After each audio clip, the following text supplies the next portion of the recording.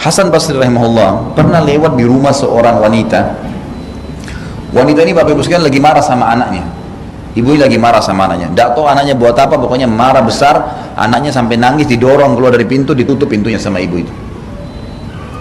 Anak itu merengek nangis, ibu maafin saya ibu gini. Hasan Basri penasaran, berdiri depan pintu, berdiri di seberang jalan, lihat anak itu tuh. Anak itu sambil nangis ngerengek sama ibunya sampai dia ketiduran.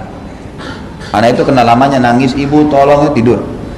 Ibunya dengar nggak ada suara lagi, dibuka pintu, ibunya sambil nangis lihat anaknya digendong, anaknya dibawa masuk. Hasan Basri sampai nangis melihat kejadian tersebut. Orang-orang di sekitarnya, murid-muridnya heran, Imam, ada apa Anda nangis? Apa masalahnya? Anak itu biasa dipukul ibunya, disuruh keluar, sekarang dia sudah tidur, ibunya gendong. Kata Hasan Basri, lihat kalau orang beriman sudah dekat dengan Allah lain, dia bisa memandang sesuatu dari sisi yang lain. Dia mengatakan, demi Allah wahai murid-muridku, kalau seandainya seseorang di antara kita seperti anak itu kepada Allah, ya seperti anak itu kepada ibunya, kepada Tuhannya Allah, maka Allah akan memberikan apapun yang dia mau. Belum dikasih makin merengek, belum dikasih makin merengek, makin muhasabah, maka pasti Allah akan memberikannya sebagaimana ibu itu mengasihani anaknya. Karena kata Nabi SAW, Tuhan kalian Allah lebih sayang kepada kalian daripada ibu kepada anaknya. Jaminan. Gitu kan? Ini jelas. Berapa banyak ibu yang mendoakan anaknya buruk karena sudah jengkel, mungkin sudah 2 tahun, 3 tahun tidak berbakti. Bukankah banyak orang yang durhaka 70 tahun dengan Allah masih dimaafkan? Tidak bisa ketemu antara seorang ibu yang menyayangi kita dengan Allah Azza wa Jalla yang sangat luar biasa maha pemurahnya. 70 tahun berzina, 70 tahun dusta, 70 tahun tidak sholat. Hari pertama tahun 71 taubat nasuha diterima, dimaafin sama Allah. Yang penting mau baik, dan Allah tidak lihat masa lalunya.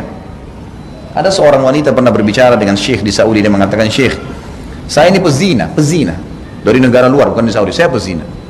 Saya ini pezina, taubat sekarang Syekh. Apa masih layak saya nikah sama laki-laki soleh? Kata syekhnya, sangat layak. Karena Allah sudah menjadikan taubat itu sebagai pembersih atas dosa yang lama. Bukan cuma sekedar bersih hukumanmu lepas hari kiamat, kamu dibersucikan oleh Allah secara fisik pun. Allah sucikan tuh. Buktinya orang kalau buat dosa, Allah berikan pembersihan dosanya. Bersih tuh, dibersihkan. Dan kalau kau nikah dengan orang yang mengenal Tuhannya, orang saleh, dia tidak akan pernah melihat masa lalumu. Bagi dia sekarang ke depan. Dan memang begitu orang Allah yang dekat dengan Allah. Kalau kita mau mengenang masa lalu orang, teman-teman sekalian, Umar bin Khattab tidak akan pernah bisa menjadi sahabat yang dijamin masuk surga, karena dulu pemabuk keras, suka menyiksa kaum muslimin. Setengah umurnya dipakai dalam kufur, setengah umurnya dalam Islam. Tapi apa yang terjadi? Allah subhanahu wa ta'ala menjadikan Umar, sampai kata Nabi SAW tentang fadilah beliau, kalau setiap umat-umat sebelum kalian punya mulhimin, ada orang yang kalau ngomong jadi ilham, yang dia ngomong langsung Allah turunkan hukum karena itu. Dan kalau itu ada pada umatku, dia adalah Umar bin Khattab. Ada sampai 13 kejadian di zaman Nabi SAW turun ayat gara-gara Umar bin Khattab. Luar biasa. Kalau mau dikenang masa lalunya orang nggak akan lihat. Orang Umar tiap hari dulu mabuk, dia bilang saya jadikan minuman khamr itu seperti minuman air putih, kebutuhan sehari-hari. Sampai waktu Abu Jahal dan teman-temannya tokoh-tokoh Mekah menyiksa kaum muslimin, Umar bin Khattab keluar partisipasi untuk mukul orang, untuk nyiksa saja. Tapi begitu hidayah datang, Allah melihat sekarang ke depan, bukan yang lalu. Selesai.